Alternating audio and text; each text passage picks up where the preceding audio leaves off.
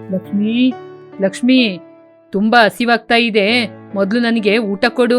ಆ ಬನ್ರಿ, ಮೊದ್ಲು ಕೈಕಾಲು ತೊಳ್ಕೊಂಬನ್ನಿ. ಬೇಗ ಹೋಗಿ ಕೈಕಾಲು ತೊಳ್ಕೊಬೇಕು, ತುಂಬಾನೇ ಹಸಿವಾಗ್ತಾ ಇದೆ. ಹೌದು, ಇವತ್ ಲಕ್ಷ್ಮಿ ಮನೆಯಲ್ಲಿ ಏನ್ ಅಡಿಗೆ ಮಾಡಿದಾಳೆ?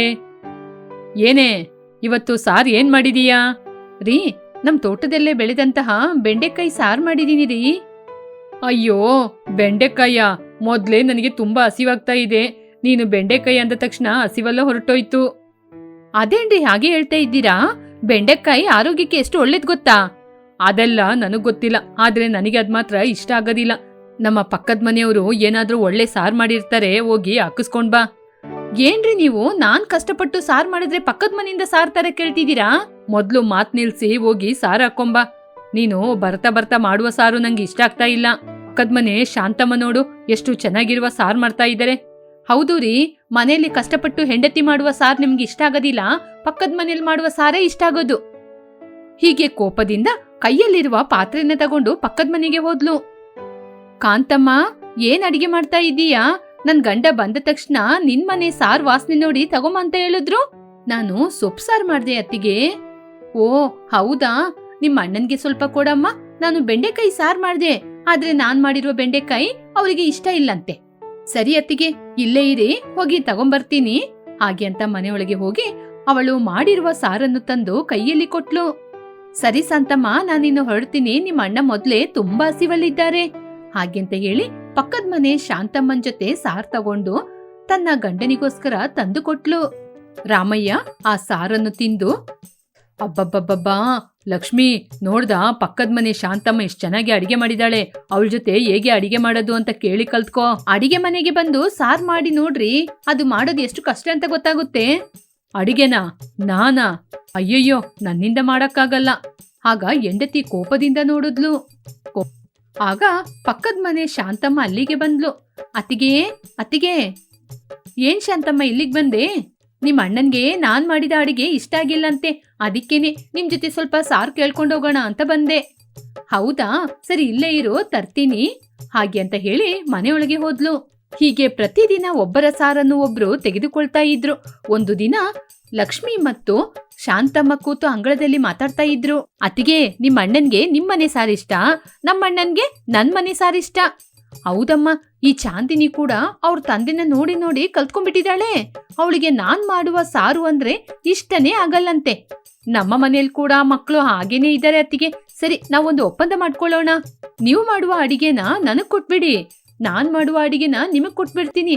ಆಮೇಲೆ ಪ್ರತಿದಿನ ಕೇಳುವ ಕೆಲ್ಸನೇ ಇರೋದಿಲ್ಲ. ಸರಿ ಶಾಂತ, ಹಾಗೇನೆ ಮಾಡ್ಕೊಳ್ಳೋಣ. ಹಾಗೆ ಅಂತ ಒಪ್ಪಂದ ಮಾಡ್ಕೊಂಡ್ರು. ಹೀಗೆ ಪ್ರತಿದಿನ ಒಬ್ಬರು ಮಾಡುವ ಅಡಿಗೆಯನ್ನು ಇನ್ನೊಬ್ಬರು ಅಡಿಗೆ ಆದ ತಕ್ಷಣ ತಗೊಂಡೋಗಿ ಕೊಡ್ತಾ ಇದ್ರು. ಹೀಗೆ ದಿನಗಳು ಕಳೀತಾ ಇತ್ತು. ಒಂದು ದಿನ ರಾಮಯ್ಯ ಊಟ ಮಾಡ್ತಿದ್ದ. ಲಕ್ಷ್ಮೀ, ಇಲ್ ನೋಡು, ಪಕ್ಕದ ಮನೆ ಶಾಂತಮ್ಮ ಎಷ್ಟ್ ಚೆನ್ನಾಗಿ ಅಡಿಗೆ ಮಾಡ್ತಾಳೆ, ನೀನು ಕೂಡ ಅವಳ ಜೊತೆ ಕೇಳಿ ಕಲ್ತ್ಕೋ, ನಿನಗಿಂತ ವಯಸ್ಸಲ್ಲಿ ಚಿಕ್ಕವಳು. ಹಾಗೆ ಹೇಳಿದಾಗ ಶಾಂತಿಗೆ ಕೂಡ ತುಂಬಾನೇ ಬೇಜಾರಾಯಿತು. ಹೌದು ರೀ, ಹೌದು, ನಾನು ಪ್ರತಿದಿನ ಕಷ್ಟಪಟ್ಟು ಸಾರ್ ಮಾಡಿದ್ರೆ ಬಾಯಲ್ಲಿ ಇಡುವುದಕ್ಕೆ ಮುಂಚೆನೆ ಚೆನ್ನಾಗಿಲ್ಲ ಅಂತ ಹೇಳ್ಬಿಡ್ತೀರಾ. ಹಾಗೆ ಅಂತ ಬೇಜಾರ್ ಮಾಡ್ಕೊಂಡು ಮನೆಯೊಳಗೆ ಹೋದ್ಲು. ಆದ್ರೆ ಲಕ್ಷ್ಮಿ ಬಗ್ಗೆ ಆಲೋಚನೆನೇ ಮಾಡ್ತಾ ಇರ್ಲಿಲ್ಲ. ಹೀಗೆ ಲಕ್ಷ್ಮಿ ಪಕ್ಕದ ಮನೆಯಿಂದ ಸಾರನ್ನು ತರುವುದನ್ನು ಸಂಪೂರ್ಣವಾಗಿ ನಿಲ್ಸಿದ್ಲು. ಅತಿಗೆ, ಏನತಿಗೆ, ನಾವು ಮೊದ್ಲೇ ಒಪ್ಪಂದ ಮಾಡ್ಕೊಂಡಿದೀವಿ ಅಲ್ವಾ, ನೀವು ಮಾಡುವ ಸಾರು ನನಗ್ ಕೊಡೋದು, ನಾನ್ ಮಾಡುವ ಸಾರು ನಿಮಗೆ ಕೊಡೋದು ಅಂತ. ಆದ್ರೆ ಯಾಕೆ ಇವತ್ತು ಸಾರ್ ತಗೊಳ್ತಾ ಇಲ್ಲ? ಅಲ್ಲ ಶಾಂತಿ, ಇನ್ನು ಎಷ್ಟು ದಿನಕ್ಕೆ ಅಂತ ನಾವು ಹೀಗೆ ಅಡಿಗೆನ ಬದಲಾಯಿಸ್ತಾನೆ ಇರೋದು? ಅದಕ್ಕೆ ನಾನೊಂದು ತೀರ್ಮಾನ ಮಾಡಿದೀನಿ. ನೀನ್ ಮಾಡಿದ ಸಾರನ್ನು ನಾನ್ ಕೊಟ್ಟೆ ಅಂತ ನಿನ್ ಮನೇಲಿ ಕೊಡು, ನಾನ್ ಮಾಡಿದ ಸಾರನ್ನು ನಾನೇ ಮಾಡಿದ್ದು ಅಂತ ನನ್ ಮನೇಲಿ ಕೊಡ್ತೀನಿ. ಸರಿ ಅತ್ತಿಗೆ, ಇದು ಚೆನ್ನಾಗಿದೆ. ಅಂದಿನಿಂದ ಲಕ್ಷ್ಮಿ ಅಡಿಗೆ ಮಾಡ್ತಾ ಇದ್ಲು. ಆದ್ರೆ ಗಂಡನಿಗೆ ಬಡಿಸುವ ಮುಂಚೆ ಶಾಂತಮ್ಮನ ಮನೆಯಿಂದ ತಂದಿದ್ದು ಅಂತ ಹೇಳಿಕೊಡ್ತಾ ಇದ್ಲು. ಲಕ್ಷ್ಮಿ, ಈ ಶಾಂತಮ್ಮನ ಅಡಿಗೆಗೆ ಪೈಪೋಟಿ ಮಾಡ್ಲಿಕ್ಕೆ ಯಾರಿಂದಲೂ ಸಾಧ್ಯ ಇಲ್ಲ, ಅಷ್ಟೊಂದು ರುಚಿಯಾಗಿದೆ. ಹಾ, ಹೌದೌದು. ನಮ್ಮ ಶಾಂತಮ್ಮ ಮಾಡುವ ಸಾರನ್ನು ಮಾತ್ರ ತಿನ್ನದೆ ನೀನ್ ಮಾಡುವ ಸಾರನ್ನು ತಿಂದಿದ್ರೆ ನಾನ್ ಸತ್ತೋಗ್ತಾ ಇದ್ದೆ. ಹೀಗೆ ಲಕ್ಷ್ಮಿಯೇ ಅಡಿಗೆ ಮಾಡಿದ್ರು, ಹೊಗಳಿಕೆ ಮಾತ್ರ ಶಾಂತಮ್ಮನಿಗೆ. ಹೀಗೆ ದಿನಗಳು ಕಳೀತಾ ಇದ್ದಂಗೆ ರಾಮಯ್ಯನಿಗೆ ಶಾಂತಮ್ಮ ಮಾಡಿದ ಅಡಿಗೆನೇ ಇಷ್ಟ ಆಗಿತ್ತು. ಒಂದು ದಿನ ಲಕ್ಷ್ಮಿ ಕೂಡ ನಿಜ ಹೇಳ್ಬೇಕು ಅಂತ ಹೇಳಿಯೇ ಬಿಟ್ಲು. ಲಕ್ಷ್ಮಿ, ನನ್ನನ್ನು ಕ್ಷಮಿಸೆ. ನೀನು ಮಾಡುವ ಅಡಿಗೆನ ರುಚಿ ನೋಡ್ಲಿಕ್ಕೆ ಮುಂಚೆನೆ ಅದು ಚೆನ್ನಾಗಿಲ್ಲ ಅಂತ ಪಕ್ಕದ ಮನೆ ಶಾಂತಮ್ಮನ ಹೊಗಳ್ತಾ ಇದ್ದೆ. ಅದರಿಂದ ನಿನ್ಗೆ ಎಷ್ಟು ಬೇಜಾರಾಗಿರ್ಬೋದು. ನಾನ್ ಮಾಡಿದ್ದು ತಪ್ಪೇ ಕಣೆ. ನಿಮಗೋಸ್ಕರ ನಾನು ಅಡಿಗೆ ಮನೆಯಲ್ಲಿ ಬೆಳಿಗ್ಗಿಂದ ಸಂಜೆ ತನಕ ನಿಂತು ಅಡಿಗೆ ಮಾಡಿ ಕೊಟ್ರೆ ನೀವು ಆ ಸಾರ್ನ ತಿನ್ಬಿಟ್ಟು ಪಕ್ಕದ ಮನೆ ಸಾರೇ ಚೆನ್ನಾಗಿದೆ ಅಂತ ಪ್ರತಿದಿನ ಹೊಗಳ್ತಾ ಇರ್ತೀರಾ. ಯಾವ ಹೆಂಡತಿಗಾದ್ರೂ ತನ್ನ ಗಂಡ ಹೀಗೆ ಮಾಡೋದು ಸ್ವಲ್ಪ ಆದ್ರೂ ಇಷ್ಟ ಆಗ್ತದ ಕಣ್ರಿ. ನೀವು ಪಕ್ಕದ ಮನೆಯವಳನ್ನ ಹೊಗಳ್ತಾ ಇರುವಾಗ ನನ್ ಮನ್ಸ್ ಕೇಳಲಿಲ್ಲ ರೀ. ಲಕ್ಷ್ಮಿ, ಇನ್ ಮುಂದೆ ನಿನ್ ಕೈ ರುಚಿ ಅಡಿಗೆನ ನಾನು ಏನು ಹೇಳಲ್ಲ. ನಿನ್ ಕೈ ರುಚಿ ಅಡಿಗೆ ಯಾವಾಗ್ಲೂ ಚೆನ್ನಾಗಿದೆ ಅಂತ ನನಗ್ ಗೊತ್ತು, ನನ್ನ ಕ್ಷಮಿಸೆ. ಹೀಗೆ ಲಕ್ಷ್ಮಿ ಮಾಡುವ ಅಡಿಗೆ ಬಯಲಾಯಿತು. ಅಂದಿನಿಂದ ರಾಮಯ್ಯ ಲಕ್ಷ್ಮಿನ ಹೊಗಳ್ಕೊಂಡು ಸಂತೋಷವಾಗಿ ಇದ್ದ. ಎತ್ತಿನ ಗಾಡಿಯಲ್ಲಿ ಕಾಶಿ ಯಾತ್ರೆಗೆ ಹೊರಟ್ರು ಮಲ್ಲಯ್ಯ ಸಿದ್ದಯ್ಯ. ಇನ್ನು ಕಾಶಿಗೆ ಹೋಗ್ಲಿಕ್ಕೆ 40 ಮೈಲಿ ಇರ್ಬೋದು. ಅಯ್ಯ, ಇಲ್ಲಿಂದ ಕಾಶಿಗೆ ಹೋಗ್ಲಿಕ್ಕೆ ಸುಮಾರು 40 ಮೈಲಿ ಇರ್ಬೋದಯ್ಯ. ಬೆಳಿಗ್ಗೆಗೆಲ್ಲ ನಾವು ಕಾಶಿಯಲ್ಲಿರ್ತೀವಿ. ಹಬ್ಬ, ಇಷ್ಟು ವರ್ಷಗಳ ನಂತರ ನನ್ನ ಕಾಶಿ ಯಾತ್ರೆ ನೆರವೇರುತ್ತೆ. ಅಯ್ಯ, ನಮ್ಮ ಊರಿನವರಲ್ಲಿ ನಮ್ಮನ್ನ ಬಿಟ್ರೆ ಬೇರೆ ಯಾರು ಕೂಡ ಕಾಶಿಗೆ ಹೋಗಲಿಲ್ಲ. ಹೀಗೆ ಒಬ್ಬರಿಗೊಬ್ಬರು ಮಾತಾಡ್ಕೊಂಡು ಎತ್ತಿನ ಗಾಡಿಯಲ್ಲಿ ಕಾಶಿಗೆ ಹೊರಟ್ರು. ಅಷ್ಟರಲ್ಲಿ ಅಲ್ಲಿ ಸ್ವಲ್ಪ ಹೊತ್ತಲ್ಲೇ ಮೋಡವಾಯಿತು. ಇದ್ದಕ್ಕಿದ್ದಂಗೆ ಜೋರಾಗಿ ಮಳೆ ಬಂತು. ಅಯ್ಯೋ, ಮಳೆ ಬೇರೆ ಜೋರಾಗಿ ಬರ್ತಾ ಇದೆ. ಸ್ವಲ್ಪ ಗಾಡಿನ ಎಲ್ಲಾದ್ರೂ ನಿಲ್ಸೋ, ತುಂಬಾ ಹಸಿವಾಗ್ತಾ ಇದೆ. ಎಲ್ಲಾದ್ರೂ ಮನೆ ಊಟ ಇದ್ರೆ ನಿಲ್ಸೋ. ಅಯ್ಯಯ್ಯೋ, ಮನೆ ಊಟನ ನಾನ್ ಬರಲ್ಲ. ಇಲ್ಲಿ ನೋಡೋ, ಎಲ್ಲ ಹಣ ನೀನೇ ಕೊಡ್ಬೇಡ, ನಾನು ಅರ್ಧ ನೀನರ್ಧ, ಸರಿನಾ? ಇಲ್ಲ ಇಲ್ಲ, ನಾನಂತೂ ಬರೋದಿಲ್ಲ. ಇಲ್ಲಯ್ಯ ಇಲ್ಲ, ನನ್ನ ಹತ್ರ ಅಷ್ಟೊಂದು ಹಣ ಇಲ್ಲ. ಅಯ್ಯೋ ಜಿಪುಣ, ಇಷ್ಟೊಂದು ಮಳೆ ಬರ್ತಾ ಇದ್ರೆ ಎಲ್ಲಿರ್ತೀಯಾ? ಅಯ್ಯ, ನಾನು ಈ ಮರದ ಹತ್ರನೇ ಇರ್ತೀನಿ. ಸರಿ, ನೀನು ಎಲ್ಲಾದ್ರೂ ಇರು, ನನ್ನ ಆ ಮನೆ ಊಟದ ಮನೆ ಹತ್ರ ನಿಲ್ಸು. ಹಾಗೆ ಹೇಳಿದಾಗ ಪಾಪಯ್ಯ ಸ್ವಲ್ಪ ದೂರದಲ್ಲಿರುವ ಆ ಮನೆ ಹತ್ರ ನಿಲ್ಸ್ದ. ಅಯ್ಯ, ಇದು ಮನೆ ಊಟ ಅಮ್ಮನವರ ಮನೆ ರೀತಿ ಕಾಣ್ತಾ ಇದೆ. ನೀವು ಹೋಗಿ ಅಲ್ಲಿ ವಿಶ್ರಾಂತಿ ತಗೊಳ್ಳಿ, ನಾನು ಹೋಗಿ ಮರದ ಕೆಳಗೆ ನಿಂತ್ಕೋತೀನಿ. ಸರಿ, ನೀನೆಲ್ಲಿ ನನ್ನ ಮಾತು ಕೇಳ್ತಾ ಇದ್ದೀಯಾ? ಹಾಗೆ ಅಂತ ಗಾಡಿಯಿಂದ ಇಳಿದು ಬಾಗಿಲನ್ನು ತಟ್ಟಿದ್ರು. ಆ ಮನೆಯಿಂದ ಮನೆ ಊಟ ಅಮ್ಮ ಬಂದು ಬಾಗಿಲು ತೆಗಿದ್ರು. ದಯ್ಯ ಅವರಿಗೆ ಬೇಕಾದ ಜಾಗದಲ್ಲಿ ಕೂತ್ಕೊಂಡು ಹಣವನ್ನು ಕೊಟ್ಟು ಬಂದ್ರು. ಪಾಪಯ್ಯ ಮಾತ್ರ ಗಾಡಿಯಲ್ಲಿ ಮಲ್ಕೊಂಡು ವಿಶ್ರಾಂತಿ ತಗೊಳ್ತಾ ಇದ್ದ. ಈ ಮಳೆಗೆ ಹೇಗೆ ಹೋಗೋದು? ಈ ಮಳೆ ಮಾತ್ರ ಬರದಿದ್ರೆ ಇಷ್ಟೊತ್ತಿಗೆ ಅರ್ಧ ದೂರ ಹೋಗಿ ತಲುಪಬಹುದಾಗಿತ್ತು. ಹೀಗೆ ತನ್ನೊಳಗೆ ತಾನೇ ಮಾತಾಡ್ಕೊಂಡು ಹಾಗೇನೇ ನಿದ್ರೆ ಮಾಡ್ದ. ಒಂದೇ ಸಲ ಜೋರಾಗಿ ಗುಡುಗು ಮಿಂಚು ಬರುವುದನ್ನು ನೋಡಿ ಎತ್ತೇ ಹೆದರಿ ಹೋಯಿತು. ಅಪ್ಪಯ್ಯ ಕೂಡ ಆ ಶಬ್ದ ಕೇಳಿ ಹೆದರಿ ಹೋಗಿ ಎತ್ತಿನ ಮೇಲೆ ಬಿದ್ದ. ಅಷ್ಟೇ, ಆ ಎತ್ತು ಭಯದಿಂದ ತೆಗೆದು ಒಂದು ಒತ್ತ ಒದೆಯಿತು. ತಕ್ಷಣ ಪಾಪಯ್ಯ ಅಲ್ಲಿಂದ ಆರಿ ಹೋಗಿ ಕೆಸರಲ್ಲೇ ಬಿದ್ದ. ಅಯ್ಯೋ, ಈ ಆಳಾದ ಎತ್ತು ನನ್ನನ್ನೇ ಒದ್ದು ಬಿಡ್ತು. ಇದರಿಂದ ನಾನೋಗಿ ಕೆಸರಲ್ಲೇ ಬಿದ್ಬಿಟ್ಟೆ. ಅದರಿಂದ ಅವನು ಚಿಂತೆ ಮಾಡ್ತಾ ಇದ್ದ. ತಕ್ಷಣ ಎತ್ತಿನ ಗಾಡಿಯನ್ನು ನೋಡಿದ. ಆದರೆ ಎತ್ತುಗಳು ಅವನ ಕಣ್ಣಿಗೆ ಕಾಣಿಸಲಿಲ್ಲ. ಒಂದೇ ಓಟ ಓಡಿ ಹೋಯಿತು. ಅವನು ಆ ಎತ್ತಿನ ಹಿಂದೆನೇ ಓಡ್ದ. ಅವನಿಗೆ ಎತ್ತನ್ನು ಹಿಡಿಯಲು ಸಾಧ್ಯವಾಗಲಿಲ್ಲ. ಆದರೆ ಸ್ವಲ್ಪ ದೂರದಲ್ಲಿ ಒಂದು ಗುಂಡಿ ಇತ್ತು. ಆ ಗುಂಡಿಯನ್ನು ಗಮನಿಸದೆ ಓಡಿ ಹೋಗಿ ಅದರೊಳಗೆ ಬಿದ್ದ. ಅಯ್ಯೋ ದೇವ್ರೇ, ನಾನು ಬಿದ್ದೋದೆ. ಅಯ್ಯೋ, ನನ್ನ ಕೈಕಾಲು ಮುರಿದೋಗಿ ನಾನು ಇಲ್ಲೇ ಇದ್ದೋಗ್ಬಿಡ್ತೀನೋ ಅಂತ ನಂಗೆ ತುಂಬಾನೇ ಭಯ ಆಗ್ತಿದೆ. ಯಾರಾದ್ರೂ ಇದ್ದೀರಾ? ಕಾಪಾಡಿ ಕಾಪಾಡಿ. ಹಾಗೆ ಅಂತ ಜೋರಾಗಿ ಕಿರ್ಚ್ಕೋತಾ ಇದ್ದ. ಹೀಗೆ ಹೇಗೋ ಕಷ್ಟಪಟ್ಟು ಏನೆಲ್ಲ ಮಾಡ್ಕೊಂಡು ನಿಧಾನವಾಗಿ ಮೇಲೆ ಬಂದ. ಹಬ್ಬ, ಈ ಎತ್ತನ್ನು ಹಿಡಿಯಕ್ಕೋಗಿ ಇವಾಗ ನನ್ನ ಪ್ರಾಣನ ಕಳ್ಕೊಳ್ತಾ ಇದ್ದೆ. ಇವಾಗ ಈ ಹೊತ್ತಿಗೆ ಆ ಅಮ್ಮನ ಮನೆಯಲ್ಲೇ ಮಲ್ಕೋತೀನಿ. ಹಾಗೆ ಅಂತ ಮನೆ ಊಟ ಅಮ್ಮನ ಮನೆಗೆ ಬಂದು ಬಾಗಿಲನ್ನು ತಟ್ಟಿದ. ಆಗ ಮನೆಯಿಂದ ಬಂದ ಅಮ್ಮ ಪಾಪಯ್ಯನನ್ನು ಮೇಲೆಯಿಂದ ಕೆಳಗೆ ತನಕ ನೋಡಿದ್ರು. ಯಾರಪ್ಪ ನೀನು? ಸಮಯ ಇಲ್ಲದೆ ಸಮಯಕ್ಕೆ ಬಂದಿದೀಯಾ? ನಿನ್ನ ನೋಡಿದ್ರೆ ಭಿಕ್ಷುಕನಂಗೆ ಕಾಣ್ತಾ ಇದೆ. ನನ್ನ ಜೊತೆ ನಿನಗೆ ಕೊಡ್ಲಿಕ್ಕೆ ಏನೂ ಇಲ್ಲ. ನಾನೇನು ಭಿಕ್ಷುಕನಲ್ಲ. ಒತ್ತಿಗೆ ನಿಮ್ಮ ಮನೇಲಿ ಜಾಗ ಕೊಟ್ರೆ ಬೆಳಿಗ್ಗಿನ ಜಾವನೇ ಇಲ್ಲಿಂದ ಎದ್ದೋಗ್ಬಿಡ್ತೀನಿ. ನನ್ನ ನೋಡಿದ್ರೆ ಹಸುಗಳಿಗೆ ಜಾಗ ಕೊಡುವಳ ಹಾಗೆ ಕಾಣ್ತಿದ್ಯಾ? ನಿನ್ನ ಮೂತಿ ನೋಡ್ದ ಹೇಗಿದೆ ಅಂತ. ನಿನ್ನ ಮೂತಿನೂ.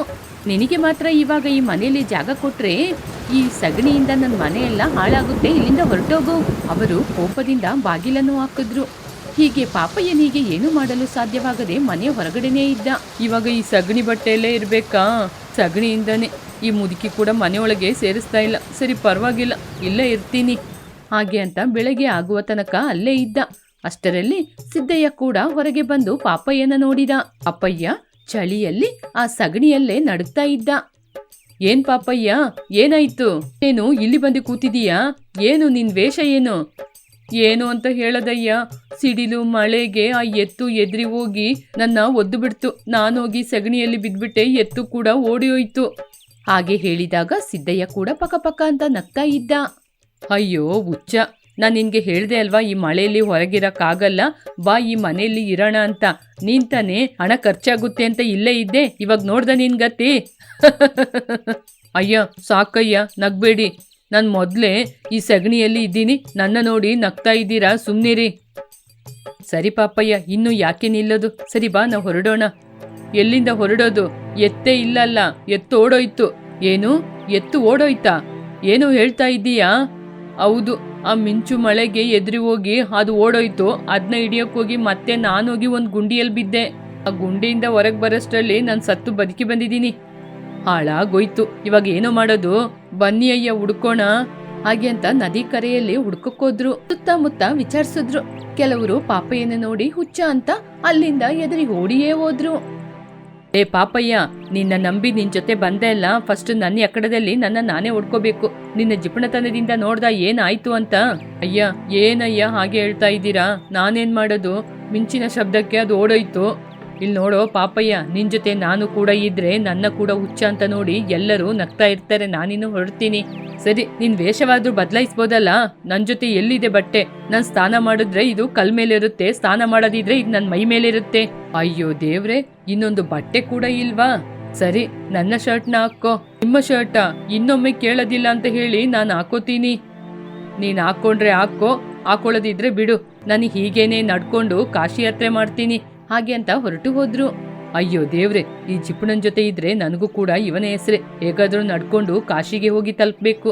ಹಾಗೆ ಅಂತ ಕಾಶಿ ಯಾತ್ರೆಯನ್ನ ಆರಂಭಿಸಿದ್ರು. ಪಾಪಯ್ಯ ಕೂಡ ಆ ಸಗಣಿಯ ಬಟ್ಟೆಯಲ್ಲೇ ಹೊರಟ. ಅಯ್ಯ ನಿಲ್ಲಿ, ಹೀಗೆ ಮಧ್ಯದಲ್ಲಿ ಬಿಟ್ಟೋದ್ರೆ ಹೇಗೆ? ನನಗೆ ಮೊದ್ಲೇ ಬುದ್ಧಿ ಸ್ವಲ್ಪ ಕಡಿಮೆ. ಹೀಗೆ ಸಿದ್ದಯ್ಯನ ಹಿಂದೇನೆ ಹೋಗ್ತಾ ಇದ್ದ. ರಾಮೇಶ್ವರ ಹೋದ್ರೂ ಕೂಡ ಶನೀಶ್ವರ ಬಿಡೋದಿಲ್ಲ ಅಂತ ದೊಡ್ಡವರು ಹೇಳುವ ಮಾತನ್ನು ಕೇಳಿದೀನಿ. ಆದ್ರೆ ಇವಾಗ್ಲೇ ನೋಡ್ತಾ ಇದ್ದೀನಿ, ನೀನೇನೋ ನನ್ನಿಂದೇನೆ ಬರ್ತಿದೀಯಾ? ಇಲ್ ನೋಡು, ನನಗೆ ಹೋಗ್ಲಿಕ್ಕೆ ಗೊತ್ತು, ನೀನ್ ಯಾಕೆ ನನ್ನಿಂದೆ ಬರ್ತಿದ್ಯಾ? ನಿಂದಾರಿ ನೀನ್ ನೋಡ್ಕೋ, ಹೋಗಿ ಇಲ್ಲಿಂದ. ಹಾಗೆ ಅಂತ ಎಷ್ಟೇ ಹೇಳಿದ್ರು ಅವನು ಹಿಂದೇನೆ ಬರ್ತಾ ಇದ್ದ. ಹೀಗೆ ಒಂದು ದಿನ ಕಳೆಯಿತು. ಮರುದಿನ ಉದಯವಾಗುವಾಗ ಅವರಿಬ್ಬರು ಕಾಶಿಯಲ್ಲಿದ್ರು. ಹೀಗೆ ಅವರಿಬ್ಬರು ಕಾಶಿಯಲ್ಲೇ ಸ್ನಾನವನ್ನು ಮುಗಿಸಿದ್ರು. ಏ ಪಾಪಯ್ಯ, ಕಾಶಿಗೆ ಬಂದ್ರೆ ಏನಾದ್ರೂ ಬಿಟ್ಟೋಗ್ಬೇಕು. ಹೌದು, ನೀನೇನ್ ಬಿಟ್ಟು ಬರ್ತೀಯಾ? ನಿನ್ನೆ ಸಗಣಿಯಲ್ಲಿ ನನ್ ಬಟ್ಟೆ ಹಾಳಾಯ್ತಲ್ವಾ, ಆ ಬಟ್ಟೆನ ಬಿಟ್ಟು ಬರ್ತೀನಿ. ಹೇಗೋ ನಿಮ್ ಶರ್ಟ್ನ ನನಗೋಸ್ಕರ ಕೊಟ್ಟಿದ್ದೀರಲ್ವಾ? ಅಯ್ಯೋ ಹಾಳಾದವನೇ, ಬಿಟ್ಟು ಬರ್ಬೇಕು ಅಂದ್ರೆ ವಸ್ತುಗಳನ್ನಲ್ಲ ಕಣೋ, ನಮ್ಮಲ್ಲಿರುವ ಕೆಟ್ಟ ಗುಣಗಳನ್ನು, ನಮಗೆ ಇಷ್ಟವಾದ ಪದಾರ್ಥವನ್ನು. ಹಾಗೆ ನೋಡಿದ್ರೆ ನನ್ ಜೊತೆ ಏನೂ ಇಲ್ಲಯ್ಯ. ಅಯ್ಯೋ, ನಿನ್ನ ಜಿಪುಣತನ ಇದೆ ಅಲ್ವಾ, ಅದನ್ನೇ ಬಿಟ್ಟು ಬಾ, ಅದೇ ನಿನ್ಗೆ ಒಳ್ಳೇದು. ಅಯ್ಯೋ, ಅದನ್ನ ನೀವು ಜಿಪುಣತನ ಅಂತ ಹೇಳಿದ್ರೆ ಅದು ನಿಮ್ಮ ತಪ್ಪು, ಅದು ನನ್ನ ಬುದ್ಧಿವಂತಿಕೆ. ನಾವು ಎಷ್ಟು ಪುಣ್ಯ ಮಾಡಿದ್ರೆ ದೇವ್ರು ನಮ್ಮನ್ನ ನಡ್ಕೊಂಬರುವ ಹಾಗೆ ಮಾಡಿದ್ರು. ದೇವ್ರೆ ಮಳೆ ಬರ್ಸಿ ಎತ್ತು ಕೂಡ ಓಡೋಗಿ ಅಷ್ಟು ದೂರದಿಂದ ನಾವು ನಡ್ಕೊಂಬಂದಿಲ್ವಾ? ನೀನ್ ಹೇಳಿದ್ದು ಸರಿಯೇ ಪಾಪಯ್ಯ, ಆದ್ರೆ ನಿನ್ನ ಜಿಪುಣತನ ಅಷ್ಟೊಂದು ಒಳ್ಳೇದಲ್ಲ. ಅಯ್ಯ, ನೀವು ಇಷ್ಟೊಂದು ಹೇಳುವ ಕಾರಣ ಇಂದಿನಿಂದ ನನ್ನ ಜಿಪುಣತನವನ್ನು ಬಿಡುವುದಕ್ಕೆ ಪ್ರಯತ್ನ ಪಡ್ತೀನಿ. ಅದು ಸರಿ, ಹಾಗೆ ಆಗ್ಲಿ. ಮೊದಲು ಆ ಪರಮೇಶ್ವರನನ್ನು ಬೇಡಿಕೋ. ಹೀಗೆ ಜಿಪುಣ ಪಾಪಯ್ಯನ ಕಾಶಿ ಯಾತ್ರೆ ನಡೆಯಿತು. ನೀವು ಕೂಡ ಕಾಶಿ ಯಾತ್ರೆ ಮಾಡಿದೀರಾ? ಹಾಗೆ ಮಾಡಿದ್ರೆ ಕಮೆಂಟ್ ಬಾಕ್ಸ್ ಅಲ್ಲಿ ನಮಗೆ ಖಂಡಿತವಾಗಿ ತಿಳಿಸಿ. Thank you for watching.